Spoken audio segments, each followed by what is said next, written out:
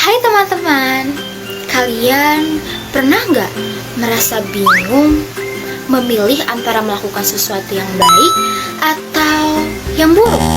Misalnya saat melihat teman butuh bantuan, tapi kalian juga sedang asyik bermain.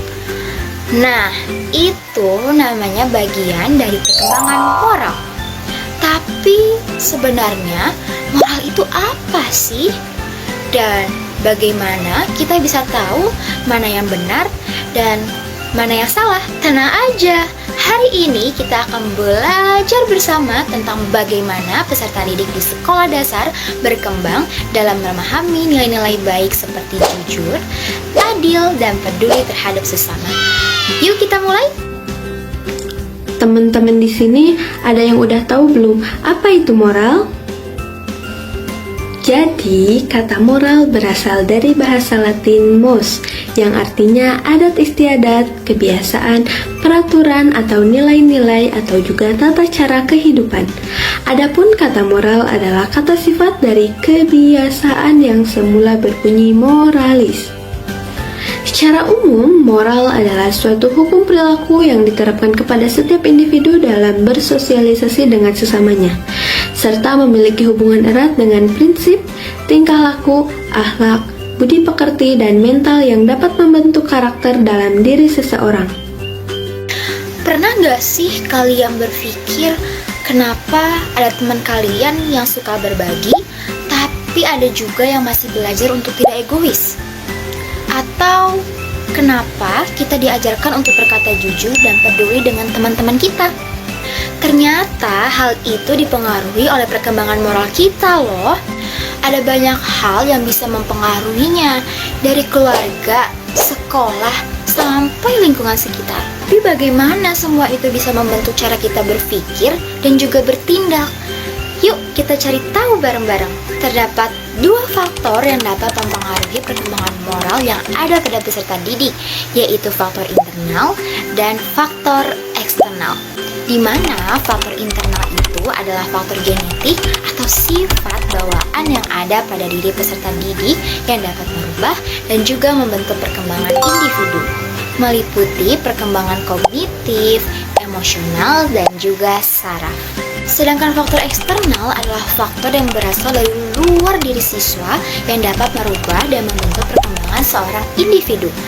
Faktor yang berasal dari luar diri peserta didik seperti perkembangan moral dibentuk oleh lingkungan, sehingga dapat disimpulkan bahwa keluarga mempunyai peran yang banyak dalam membentuk perilaku dan kepribadian peserta didik, serta memberi contoh nyata kepada peserta didik. Karena di dalam keluarga, anggota keluarga bertindak seadanya tanpa dibuat-buat.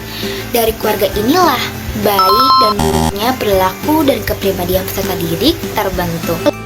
Pernahkah kalian berpikir bagaimana anak-anak belajar tentang benar dan salah? Nah, pada materi ini kita akan membahas mengenai teori perkembangan moral menurut Jean Piaget. Jean Piaget merupakan seorang psikolog terkenal yang mempelajari bagaimana anak-anak berpikir dan berkembang. Jean Piaget ini lahir di Swiss pada tahun 1896 dan meninggal dunia pada tahun 1980 di usianya yang ke-84 tahun. Dalam bidang psikologi, Piaget merupakan salah satu tokoh yang amat penting dan terkenal dengan penelitiannya yakni tentang anak-anak dan teori perkembangan kognitifnya. Piaget percaya bahwa struktur kognitif dan kemampuan kognitif anak adalah dasar dari perkembangan moralnya. Menurutnya, perkembangan itu terjadi dalam dua tahap. Tahap pertama disebut tahap realisme moral atau moralitas oleh pembatasan.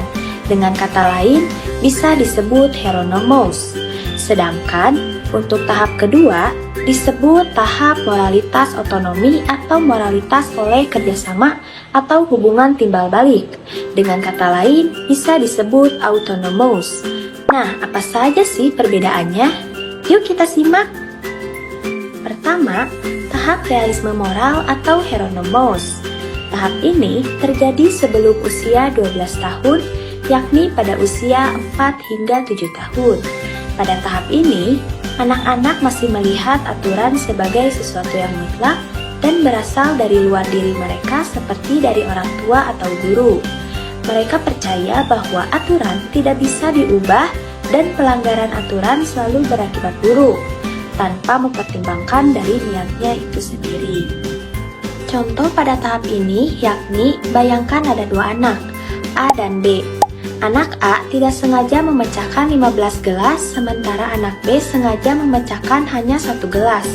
Anak-anak pada tahap realisme moral cenderung menganggap bahwa anak A lebih bersalah karena jumlah gelas yang pecah lebih banyak, meskipun anak A tidak bermaksud untuk melakukannya. Mereka hanya fokus pada konsekuensi atau banyaknya gelas yang pecah daripada niat atau ketidaksengajaan itu. Pada tahap ini, penting untuk menjelaskan aturan dengan jelas dan konsisten. Coba lihat dua gambar ini. Kalau kalian ada di sekolah, mana yang akan kalian pilih? A atau B? Kalau kalian memilih A, berarti kalian sudah memahami pentingnya membantu teman. Tapi kalau ada yang memilih B, kenapa ya?